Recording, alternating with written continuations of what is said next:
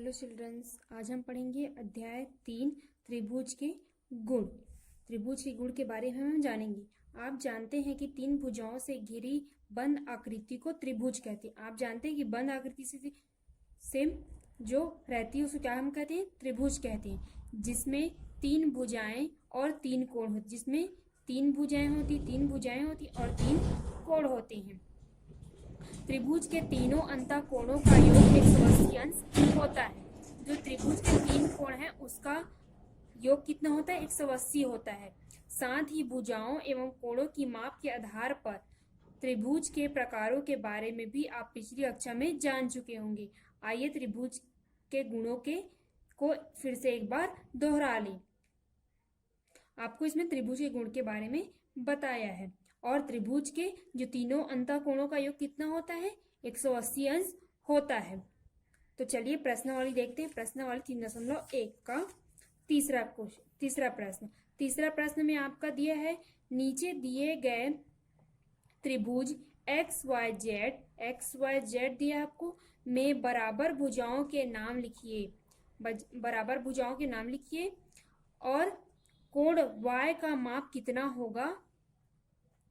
कोण X का मान दिया और कोण Z का मान दिया, तो हमें बताना है कोण Y का मान कितना होगा।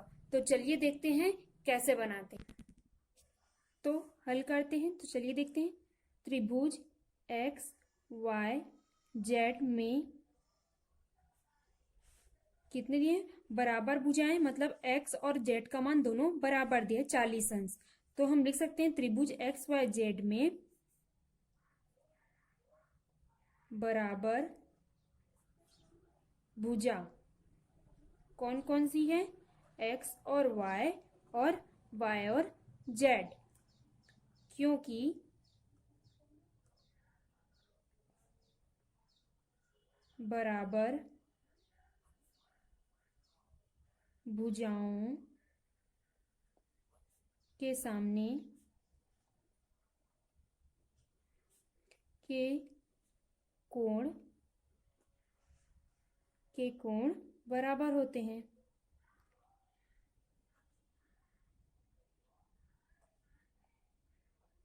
क्योंकि बराबर भुजाओं के मतलब दो बराबर भुजाएं हैं, उसके सामने वाला कोण भी क्या होगा? बराबर होता है। तो अतः कोण X बराबर है कोण Z के। कोण X बराबर है कोण Z के। इसलिए त्रिभुज के तीनों कोणों का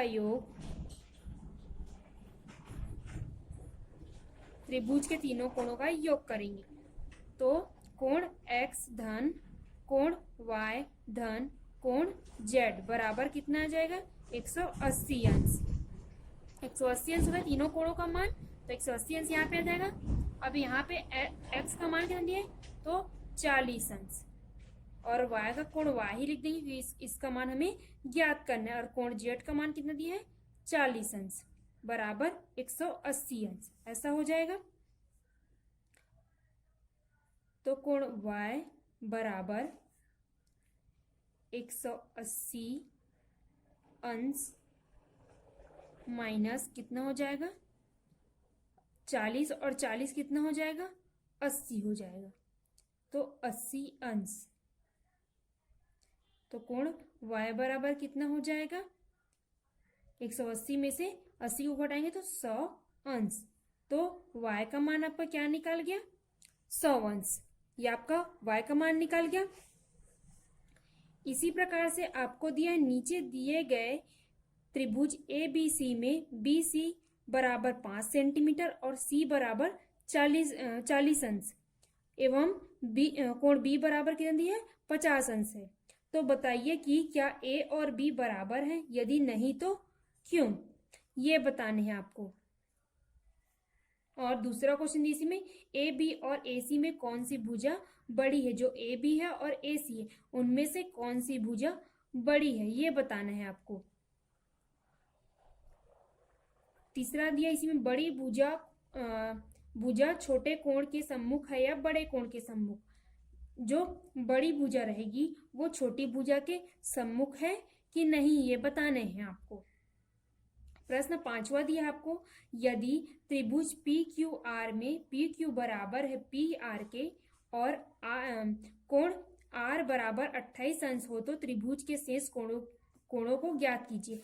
आपको पी क्यू जो है और पी आर दोनों क्या दिया है, बराबर दिया है, और आपको क्या दिया है, कोण आर का मान दिया है। तो कोण आर का मान दिया है 28 अंश, तो उसके सामने वाले कोण का भी मान क्या रहेगा, उसके बराबर रहेगा। तो ये भी क्या हो जाएगा, कोण क्यू क्या हो जाएगा, 28 अंश हो जाएगा। तो हम फिर से निकाल सकते हैं त्रिभुज के तीनों कोणों का योग करके, फिर जो पी का मान हमें पता चल जाएगा, वही क्या रहेगा, इसका आंसर रहेगा। अब देखते हैं प्रश्न 6वां। प्रश्न 6वां में दिया है आपका, किसी त्रिभुज की दो भुजाएं बराबर माप की हैं, यदि उनका एक सम्मुख कोण 30 अंश हो तो शेष अन्य कोणों की माप ज्ञात कीजिए। तो चलिए देखते हैं कैसे बनेगा। आपको एक कोण का मान दिया है, एक कोण का मान कितना दिया है, 30 अंश दिया है, और दूसरा कोण उसके सम्मुख है बोला है। तीसरा कोण हमें ज्ञात करना है, उसके सम्मुख है मतलब वो भी क्या रहेगा, 30 अंश का रहेगा। तीसरा कोण हमें ज्ञात करना है, तो तीनों कोणों के योग से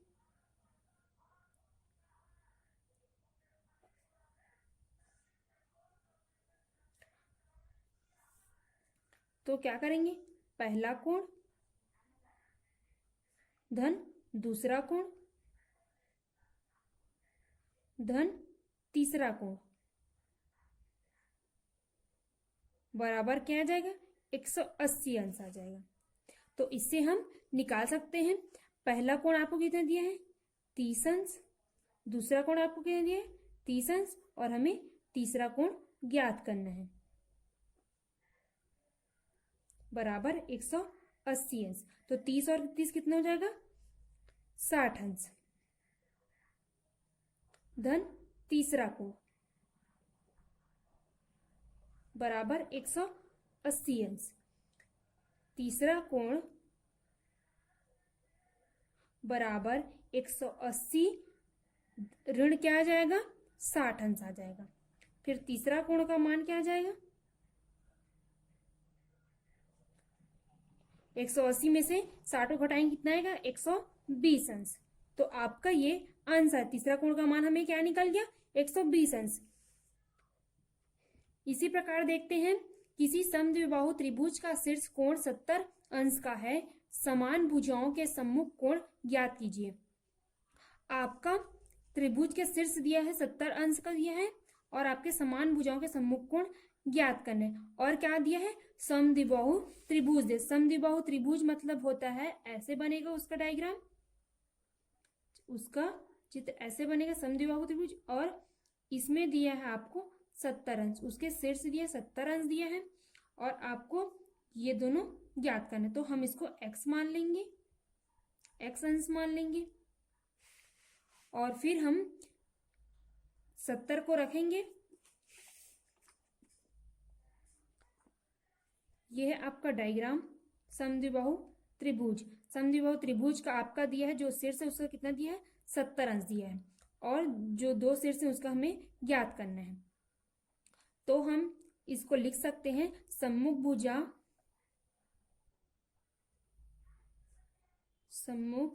भुजाएं बराबर हैं, तो सम्मुख कोण भी क्या होंगे, बराबर होंगे। सम्मुख कोण भी बराबर होंगे।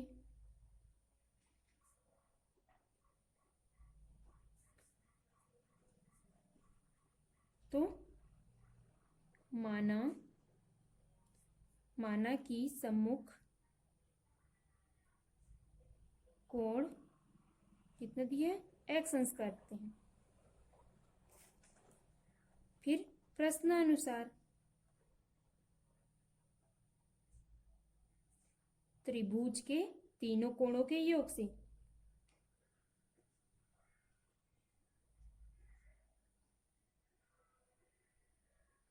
कितना होता है? 180 अंश होता है। तो 70 अंश हो जाएगा। और क्या हो जाएगा? x अंश धन x अंश बराबर 180 अंश। तो 70 अंश होगा यहाँ पे, और यहाँ पे x अंश कितना हो जाएगा? 2x अंश हो जाएगा बराबर 180 अंश। 2x अंश होगा इधर, और 180 अंश ऋण क्या हो जाएगा? 70 अंश। तो 2x अंश बराबर 180 में से 70 हटाएंगे, कितना बचेगा? 110 अंश बचेगा। अब x अंश बराबर लिख सकते हैं 110/2। 110/2 लिखे तो 2 एकम 2, 2 पंचे 10, फिर ये हो जाएगा 2 पंचे 10। तो x बराबर आपका आ जाएगा 55 अंश। ये आपका आंसर है। इसी प्रकार हमें दोनों x अंश का मान क्या हो जाएगा? 55 अंश हो जाएगा। इसी प्रकार से आपका प्रश्न 8वां दिया है। त्रिभुज ABC एक समकोण त्रिभुज है जिसमें कोण C बराबर 90 अंश दिया है, और CA जो है किसके बराबर है? CB के बराबर है। तो x का मान ज्ञात कीजिए। तो हमें x का मान ज्ञात करना है। तो हम यहाँ पे दिया है CA बराबर है किसके? CB के बराबर दिया है। तो हम जो C दिया है वह कितने अंश का हो जाएगा? 90 अंश का हो जाएगा। क्यों हो जाएगा? क्योंकि एक ही त्रिभुज के बराबर कोणों के समान कोण क्या होते हैं? बराबर होते हैं। तो जो C का मान कितना हो जाएगा? 90 अंश आपको दिया है। तो C का मान आपको 90 अंश दिया है, तो जो x है और ये भी क्या हो जाएगा? जो सम्मुख भुजा के सम्मुख कोण बराबर होते थे, ये x अंश, तो ये भी क्या हो जाएगा? x अंश हो जाएगा। तो दोनों क्या हो जाएंगे? 2x हो जाएंगे। फिर जो 90 दिया है, फिर त्रिभुज के तीनों कोणों के योग से हम इसको, जैसे कि पहले वाला क्वेश्चन बना है उसी प्रकार से हम दूसरा ये प्रश्न 8वां भी बनाएंगे। ये आपका होमवर्क है। Thank you.